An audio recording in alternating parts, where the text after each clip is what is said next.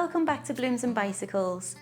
As we bring in the month of June, Pride celebrations start in the cities across the world, and emblazoned across all street corners are rainbow flags which we take inspiration from with our rainbow collection this month.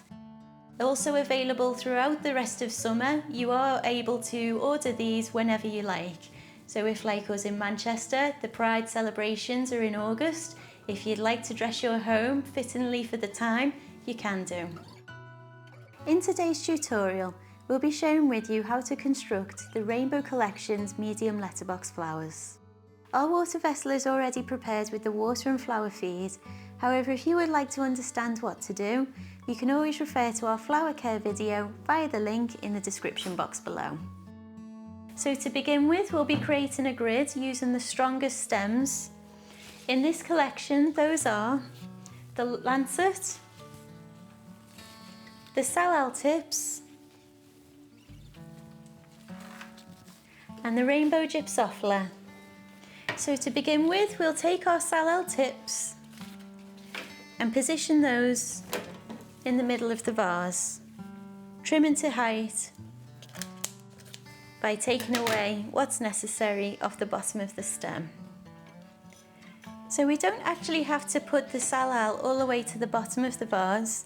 You can take advantage of its fluted shape and rest it midway. What this allows us to do is to create some unexpected angles and allows it to tumble off the side of the vase. So in a similar way, to mirror it, we'll take our Lancet Leaf, which, because it's quite heavy, naturally has a sweeping shape to the branch as well. So we'll just use this to sweep off in the opposite direction to the Salal. Next, we'll take our Rainbow Gypsophila and we'll add this into the central position before taking our Hydrangea. So taking away any leaves which will fall under the watermark, we'll then trim down to size by holding the stem behind the vase and gradually snipping away the bottom of the stem until it reaches the height it needs to be. Given how beautiful the vivid colour of this hydrangea is, it's a showstopper for sure. This is always placed best at the very front.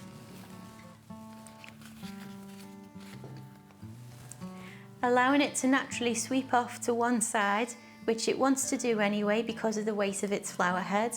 We'll now look to create a similar thing on the opposite side with the sunflower.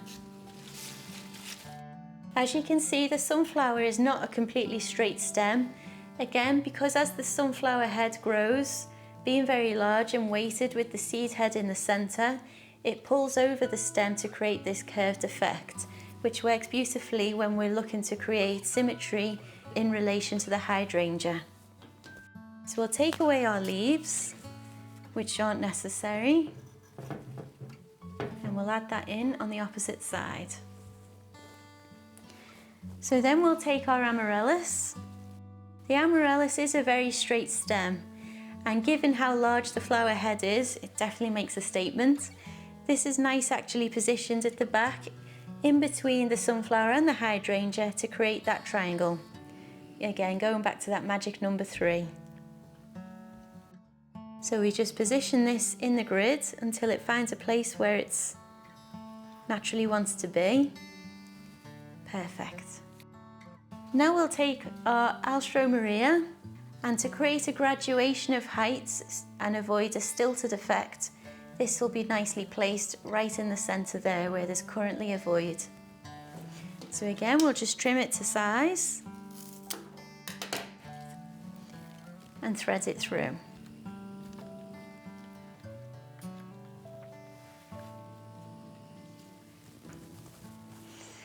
Sorry if you can hear snoring, that's not me. That's Bella the dog. Can't take her anywhere. And finally, we'll take our rainbow rose, and you always have the option, if you like, of curling back some of the outer petals. This really helps show off the different colours that each of the individual petals have been dyed. And we'll just come round the front and see where best to place this. So I think, given the mass of flowers offered by the hydrangea on this side, to help create some irregular balance, because that's what Mother Nature does. We'll try and replicate that by putting the sunflower and the rose together on the opposite side.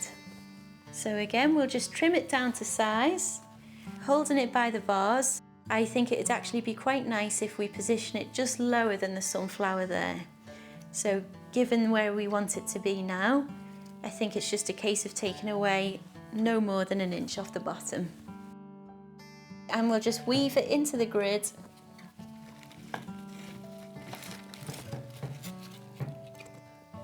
until it finds its place. So we'll just give it one final inspection, check for overall balance. I think we're okay.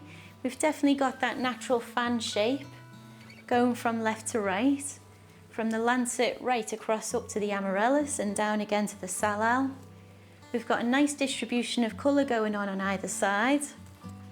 So I think we're there. And there you have it, the medium rainbow letterbox flowers. I hope you enjoy and I hope you have a lovely June.